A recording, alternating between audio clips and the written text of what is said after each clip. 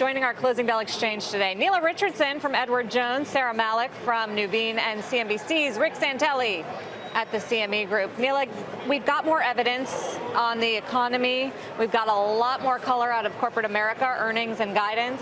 Does it match up with these kind of ugly moves we're seeing in the stock market?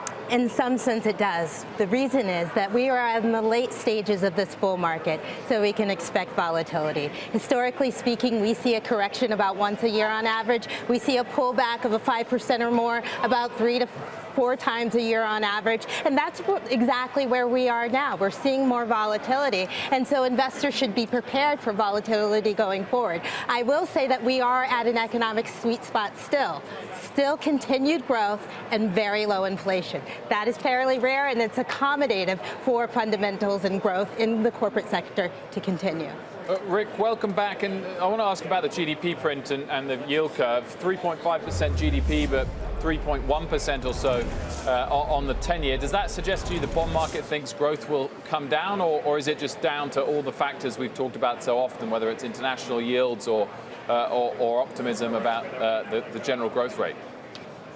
I think that the last 24 hours in the Treasury complex really is starting to pay attention to and change its pricing a bit on what's going on in the equity markets. And I do believe it's cumulative. One of my comments for much of the volatility, whether it was February, which the Treasury complex definitely had a reaction to with the stock market, but ever since then, it's been almost impervious to any of the other market sectors with respect to easing back interest rates a bit.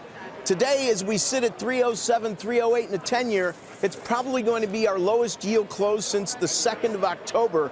And if you recall, the 2nd of October, we settled it at like 306. The next day, boom, we're at 316, 317, 318. Those were the breakout days. The fact that we reversed that a bit, I think is very important. And I think one of the dynamics of the Treasury complex, above all the other issues, relative value trade, there's a lot going on in the world. But specifically, I think rates have been firm because the notion of the Fed and its course has been firmly set. Now, can that course be changed? Can Jay Powell and company look at the marketplace after the December meeting into 2019 and see something different? Well, if they do, you're going to see that show up in the form of lower rates in response to some of the other market sectors. Now, whether this is going to last or not, I would just say that if I was trading today and we settled under 311, really the first settlement under 311 since it occurred on the 3rd of October, I would consider that significant as the volatility in the equity market plays out.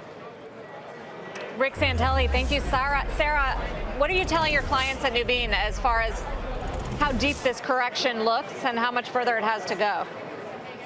Well, we're very focused on valuations. If you look at the S&P right now, it's trading at under 15 times next year's earnings. We have confidence in that earnings growth, so we think the market's starting to look attractive. As earnings start to get behind us, we get past midterm elections, we think that you could see a seasonal rally into year end, because really what's going on is investor confidence has deteriorated, but fundamentals haven't. We have very strong employment numbers, strong ISM, and those aren't going to change on a dime, and we feel that this bull market can continue, even though we'll see some sell-offs along the way.